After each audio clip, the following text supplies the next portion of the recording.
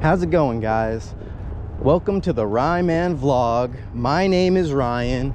If you're not familiar with the channel, this is a vlog basically where I, Ryan, am trying to become a better outdoorsman. Fishing, hunting, camping, you name it, that's what we're trying to accomplish. And so what we're doing is we're in an urban setting today. We have percolation ponds with a park over to the right, and over to the left we have a little creek aside of a freeway. And I was here the other day just scoping it out, and it seemed like there were some fishermen out here with some high hopes. Nobody was catching anything. Heard some stories here and there about fish being caught, no fish being caught, a lot of mixed bag stories. And we're here trying to see if we can practice a little bit. We don't think we're gonna catch any bass, catfish or trout, but we are looking for bass. Today we are set up with a tiny Carolina rig, something that I can just sort of toss out there with a grub on a jig head right here. We're gonna see if this works. We're gonna throw it out. Let's see, right now we're here around where the cement is. I don't want to talk too loud. There could be some other fishermen coming up here. What we want to do is, now I know it's very common for fishermen, a habit that fishermen have is to pick a spot and stick with it, to throw your line out into a hole that you know you've caught fish before. But since nobody's catching anything lately, since I'm definitely not catching anything lately, I figured it's going to be better entertainment if we just keep it moving. So we're going to throw it out a little bit in each spot, but then we're going to keep going. We are learning from the best practices on the YouTube videos that we have access to, the channels that we have access to, just depending on what they're teaching. I have a 30-pound braid here with I believe an 8 or 7 pound lead on the end. Should be pretty good. I believe right here is a good spot. We're gonna cast it straight out, not too far. Here we go.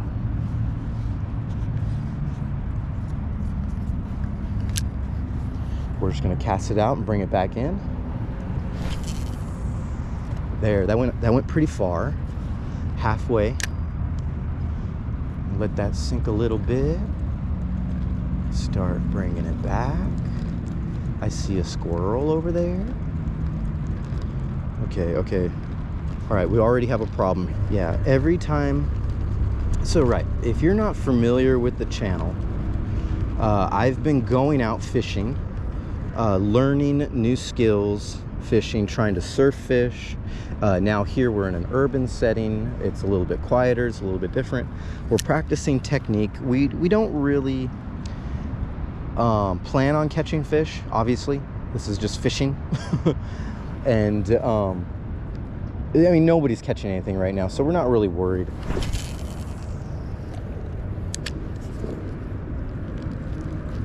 Oh man, but this is gonna be a problem. If I can't get this bail to cooperate, I got to cinch this up. This is I keep making mistakes. Okay, so let me just explain real quick. I've been making tons of beginner mistakes, so many mistakes that it is so frustrating. It's hard to actually come out and fish, because all I keep thinking about is all the money I'm wasting, all the time I'm wasting, how I'm trying to make comprehensive choices. I'm trying to make good decisions. But for some strange reason, there always seems to be one detail that throws my entire plan off. And I'm currently trying to overcome that problem and slow down, work on technique, work on gear knowledge, and try to have a better fishing day, because right now it's not happening. I don't mind not catching fish, but all the beginner mistakes that I'm making are really dragging me down. Here, let's throw this out. Right over there. That went all the way out. Try to reel it in fast. So yeah, there we go. That's working. If I start off faster, it bails itself, or it starts wrapping up. Whoa. Oh, I got a stick. Look at that. Big old stick. Muddy stick. Splash me in the face. All right, I'm going to move down here.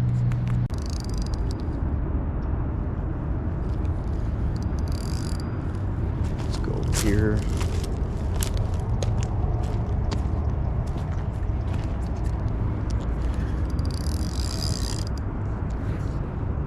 Oh man, I'm really stuck. I was watching a video where a guy kept getting stuck and he kept saying, let me just use my head. Use my head. And he kept getting unstuck without losing his gear. Now, I've just been losing gear. I've been losing a lot of gear. And let's see. And I just lost the jig head. It's gone. But I still got my Carolina rig set up, and I still got the rig here, but I need to throw something else on there now. Alright guys, we've moved forward up the creek a little bit to a place where the water's moving a little bit more. And what we have here is our Carolina rig / Texas rig with a big worm that we received the other day when we came here, and a fisherman said, hey man, you want to catch some bass? You're gonna catch them on this. And I was like, thank you very much, sir, good day to you. And I'm pretty sure he didn't catch anything, and for all I know, he might have just been trying to distract me from the actual methods that will catch fish out here. For all I know, this is just way too big and no fish would ever want this. He probably didn't have any success and he's just leading me on, but I don't care. Here we go.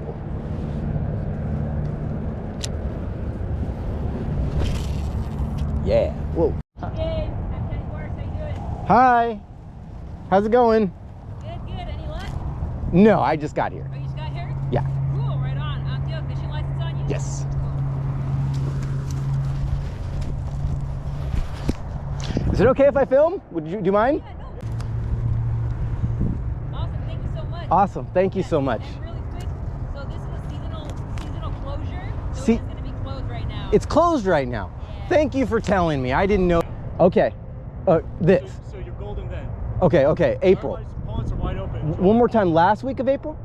Last Saturday in April. Saturday of April. Yep. This. Okay. And then this is just all year? All year. Okay. Awesome. Thank you. Thank you. Appreciate it. All right. Let's go move back over to the percolation ponds. And we're not allowed to fish right here. So I'm very thankful that they let me know. And we'll come back to this the last Saturday of April. This is open all the way through November. Well, now we know. Yeah, shout out to Santa Clara County Rangers for doing a good job and helping me out. I'm really glad that they were lenient and friendly and helping me find my way around here, because there's not too much available information, and the available information that is available is a little bit confusing sometimes when it comes to fishing. And we want to go on the far end of this percolation pond because the wind is coming this way. So we're going to throw our Carolina rig with the wind, and we're going to go to a little supposed honey hole that a fisherman was raving about. I see a couple fishermen over there right now. We're going to see what we can accomplish by going to the far end of this percolation pond. Let's go.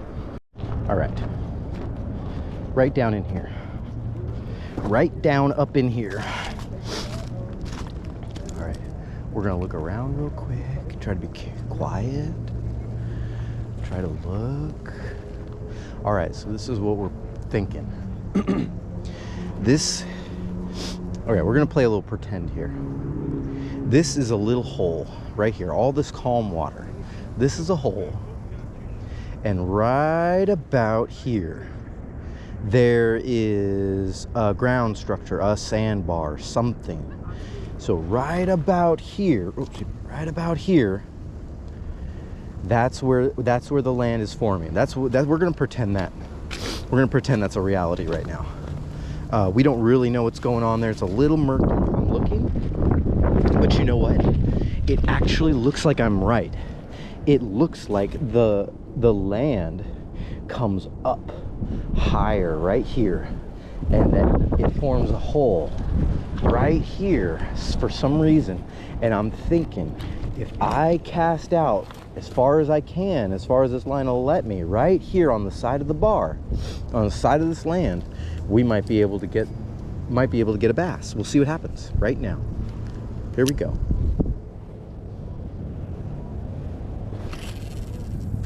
Right there.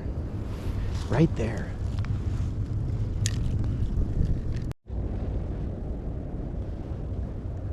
Somebody is flying a kite out there, and they are very skilled at flying that kite. Right there. Right there.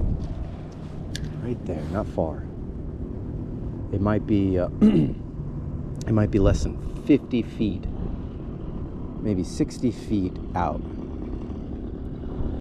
Okay, battery died. Here we go. We're gonna throw out here at an angle, trying to hit this little hole here. Stepping into the water a little bit. Right there. Can't throw very far on this because the line, there's not enough. There's maybe like 60 feet of line. Just another mistake I'm making.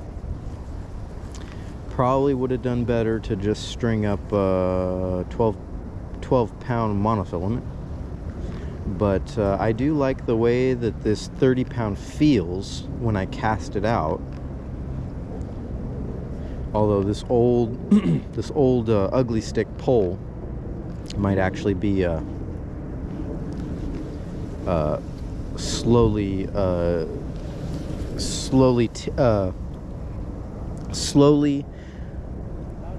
screwing up the integrity of this 30-pound braid. How's it going, bud? Howdy, partner. How you doing? I'm good. Good.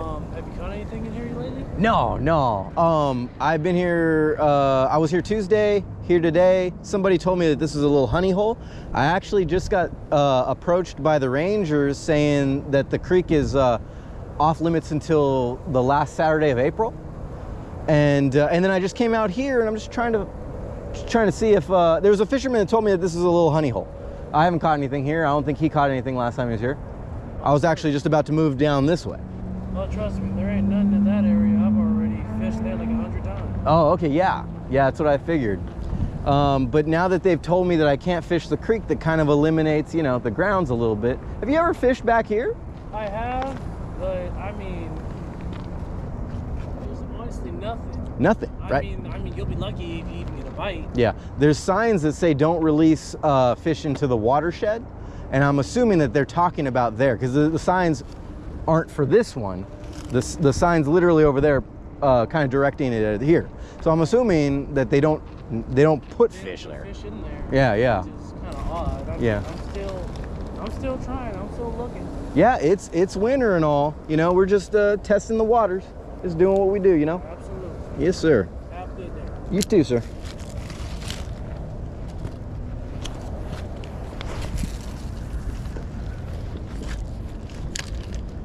Right.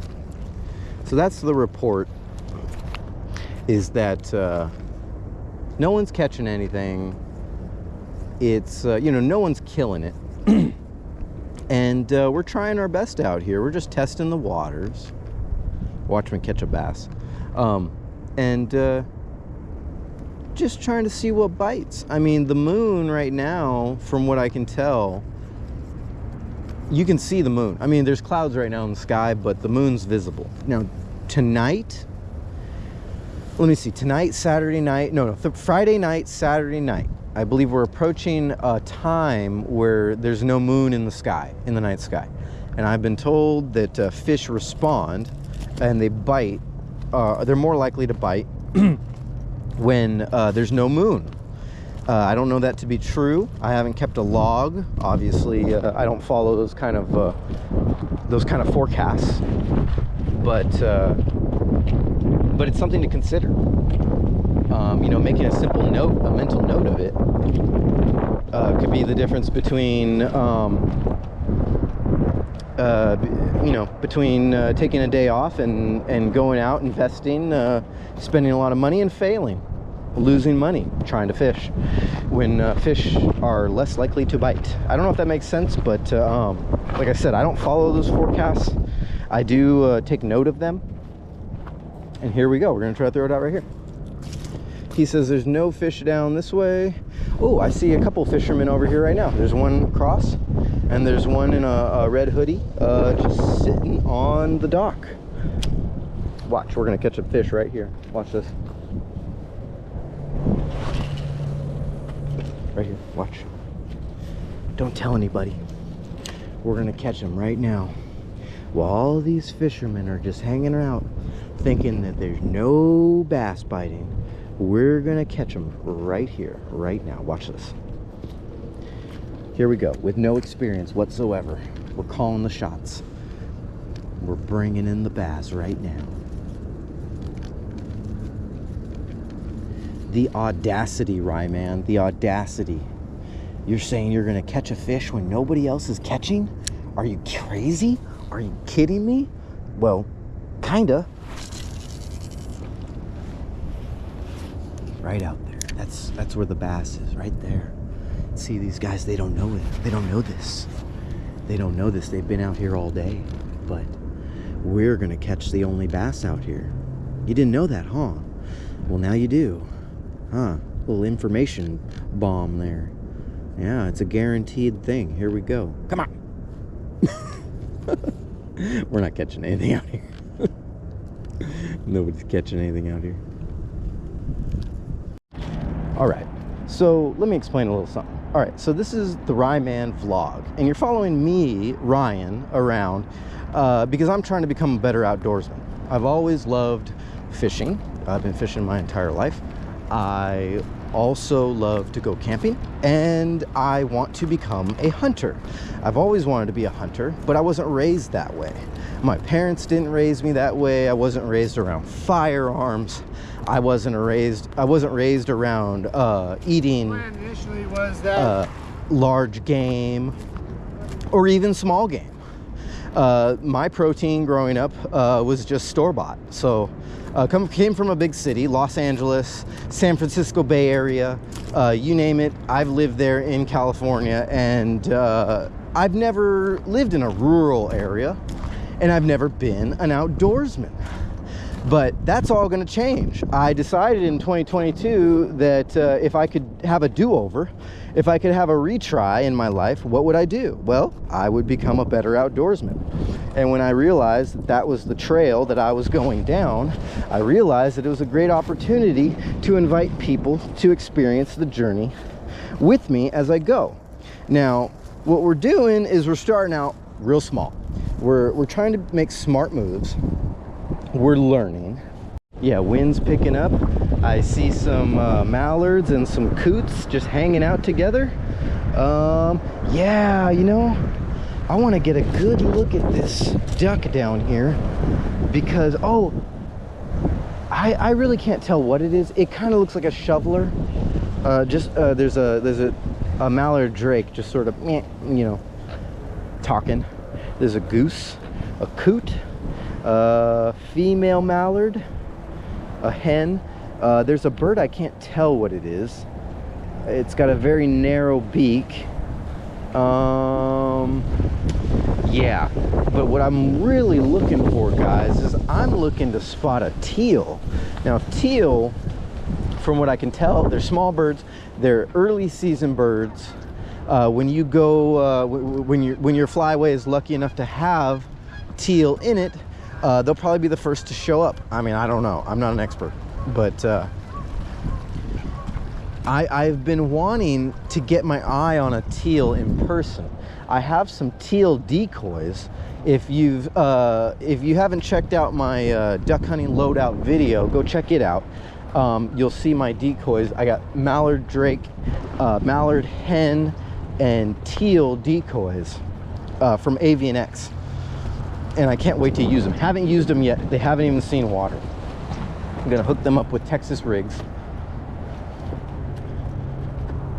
So coming out here is actually really informative when it comes to seeing birds in person, seeing them in their, well, I guess you could call it a natural habitat.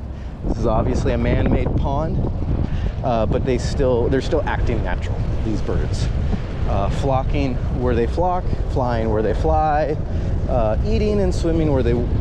All right, you guys, that's all I have for you today.